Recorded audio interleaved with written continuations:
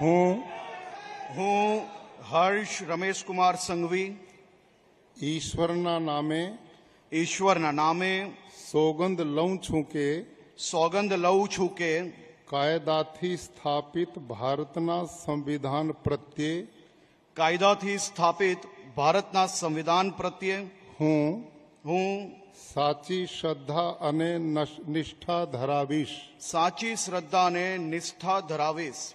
હું ભારતના સાર્વભૌમત્વનું અને અખંડતાનું સમર્થન કરીશ. હું ભારતના સાર્વભૌમત્વનું અને અખંડતાનું સમર્થન કરીશ. અને હું ગુજરાત રાજ્યના નાયબ મુખ્યમંત્રી તરીકેના ગુજરાત રાજ્યના નાયબ મુખ્યમંત્રી તરીકેના મારા કર્તવ્યો શ્રદ્ધાપૂર્વક અને અંતઃકરણપૂર્વક બજાવીશ. શ્રદ્ધાપૂર્વક અને અંતઃકરણપૂર્વક બજાવીશ. અને ભય કે પક્ષપાત રાગ કે દ્વેષ વિના તમામ લોકો સાથે સંવિધાન અને કાયદા અનુસાર ન્યાયપૂર્વક વર્તીશ. હું હર્ષ રમેશકુમાર સંઘવી ઈશ્વરના નામે સોગંદ લઉં છું કે હું ગુજરાત રાજ્યના નાયબ મુખ્યમંત્રી તરીકે જે કોઈ બાબત મારી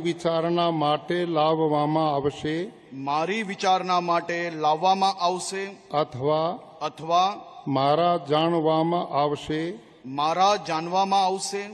તેની જાણ એવા નાયબ મુખ્યમંત્રી તરીકેના મારા કર્તવ્યોના યોગ્ય પાલન માટે આવશ્યક હોય તે સિવાય પ્રત્યક્ષ કે પરોક્ષ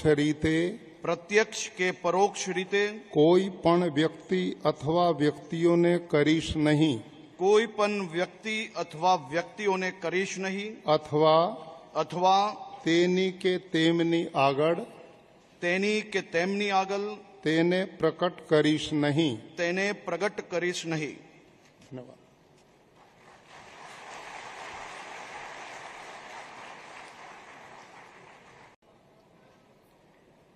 શ્રી જીતેન્દ્રભાઈ સવજીભાઈ વાઘાણી.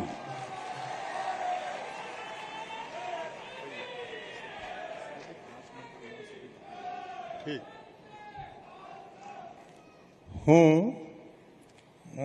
જીતેન્દ્ર સવજીભાઈ વાઘાણી ઈશ્વરના નામે સોગંદ લઉં છું કે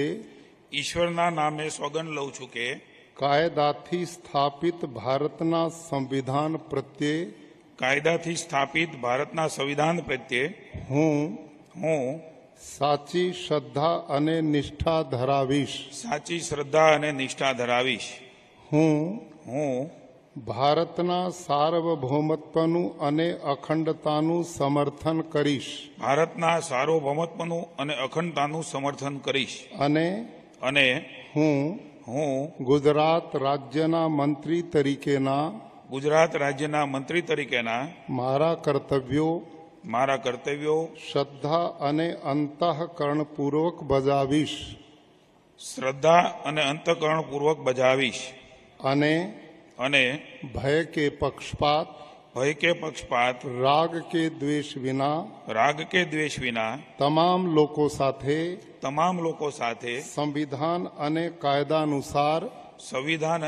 અનુસાર ન્યાયપૂર્વક વર્તીશ. હું અર્જુન દેવાભાઈ મોઢવાડિયા ઈશ્વરના નામે સોગંદ લઉં છું કે કાયદાથી સ્થાપિત ભારતના સંવિધાન પ્રત્યે હું સાચી શ્રદ્ધા અને નિષ્ઠા ધરાવીશ.